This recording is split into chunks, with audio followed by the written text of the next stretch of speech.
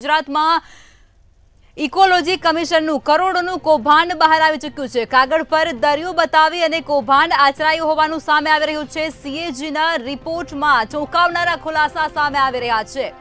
ઓછું વાવેતર અને થર્ડ પાર્ટી ઇન્સ્પેક્શન નહીં કર્યાનો ખુલાસો પણ સામે આવી રહ્યો છે। પર્યાવરણના જતનની કરવામાં હતી કામગીરી, ત્યારે વન વિભાગના ભ્રષ્ટાચારનો મોટો ખુલાસો સામે આવી ચૂક્યો છે। तो आज मुद्दे વધુ વિગતો સાથે સંવાદદાતા સરફરાઝ નાગોરી લાઈવ જોડાઈ ચૂક્યા છે। સરફરાઝ, માહિતી મળી રહી છે કે ગુજરાતના ઇકોલોજી કમિશનનું કરોડોનું કૌભાંડ સામે આવી ચૂક્યું છે, શું છે વધુ વિગતો? જે નિશ્ચિતપણે આપણે જણાવી દઉં કે ગુજરાતમાં વન વિભાગ અને ભ્રષ્ટાચાર બંને એકબીજાના પર્યાય હોય તેવા અનેક વારના અહેવાલો જોવા મળે છે। અનેક વખત વન વિભાગ એ ભ્રષ્ટાચારનો પર્યાય હોય તે પ્રકારે જોવા મળતું હોય છે અને તેનો વધુ એક ઉદાહરણ કેગના રિપોર્ટમાં સામે આવ્યો છે। કેગનો જે તાજેતરનો જે અહેવાલ છે તેની અંદર 2012થી 2019 દરમિયાન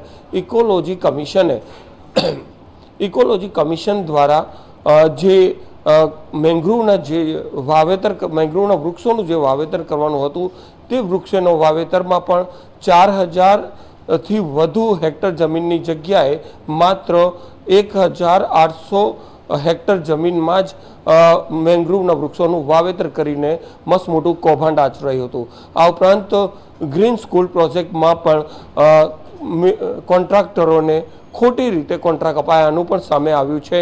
આ ઉપરાંત જે મોટર બાઇક હોય તે મોટર બાઇક પણ જેટલું પાણી દરિયાનું ખારું પાણી મીઠું કરવાનું હોય તેની ક્ષમતા કરતાં માત્ર 10% પાણી જ ખારામાંથી મીઠું કરતું હતું।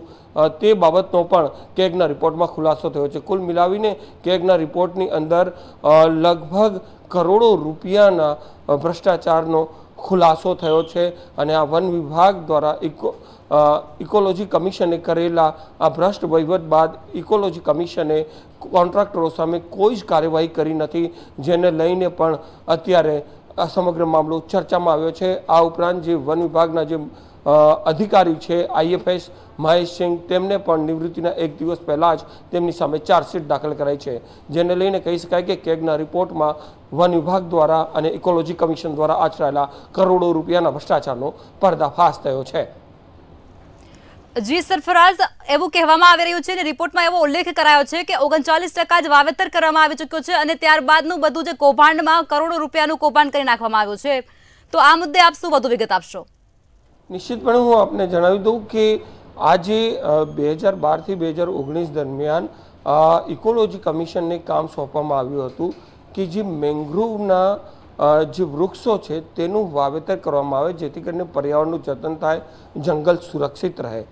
પરંતુ આ જે 410 કરોડ રૂપિયાનો જે પ્રોજેક્ટ હતો તેમાં માત્ર 39% જ યોગ્ય રીતે કામગીરી થઈ, બાકી 61% જેટલી કામગીરી થઈ નથી અને કાગળ પર જે જગ્યાએ વૃક્ષો આવવાના હતા એ જગ્યાએ કાગળ ઉપર દરિયો બતાવીને 61% જેટલું મસ્ત મોટું કૌભાંડ એટલે કે કરોડો રૂપિયાનું કૌભાંડ ઇકોલોજી કમિશને હાથ ધર્યું અને ઇકોલોજી કમિશને આજે કૌભાંડ કર્યું ત્યારબાદ એમને જ્યારે ખુલાસો માંગવામાં આવ્યો ત્યારે તેમને કોન્ટ્રાક્ટરો સામે પગલાં લેવાના બદલે કે દંડકીય કાર્યવાહી કરવાના બદલે તેમને છાવરવાનો પ્રયાસ કર્યો અને અત્યારે જે કેગનો જે રિપોર્ટ આવ્યો તેમાં આ સમગ્ર કરોડો રૂપિયાનું કૌભાંડ સામે આવ્યું છે, જેને લીધે વન વિભાગના અધિકારીઓને પણ ફટકાર લગાવવાની સાથે જે IFS મહેશસિંહ છે તેમને જે APMCમાં જે નાણાકીય ગેરરીતિ આચરી હતી, APMCમાં જે કોન્ટ્રાક્ટ 1 કરોડ રૂપિયાનો જે કોન્ટ્રાક્ટ આપવાનો હતો તેમાં પણ પોતાના લાગોગ્યા લોકોને તેમને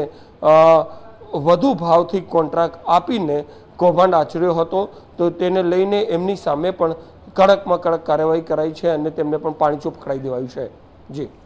જી સરફરાઝ, વિગતો સાથે જોડાવા બદલ ધન્યવાદ।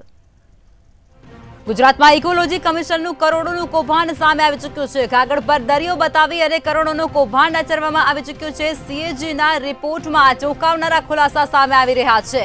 ઓછું વાવેતર અને થર્ડ પાર્ટી ઇન્સ્પેક્શન નહીં કર્યા હોવાનું પણ મોટા પાયે ખુલાસો થઈ રહ્યો છે। પર્યાવરણના જતન ન કરવાની હતી કામગીરી, ત્યારે આ કામગીરીમાં કરોડોનો કૌભાંડ આચરાઈ ચૂક્યો છે। વન વિભાગના ભ્રષ્ટાચારનો મોટો ખુલાસો થઈ ચૂક્યો છે। કોન્ટ્રાક્ટરોને છાવરવાનો પ્રયાસ કરવામાં આવતો હોય તેવું પણ સીએજીના રિપોર્ટમાં ખુલાસા થઈ રહ્યા છે। IAFSના જે મહેશસિંહ સામે કાર્યવાહી પણ કરવામાં આવી ચૂકી છે।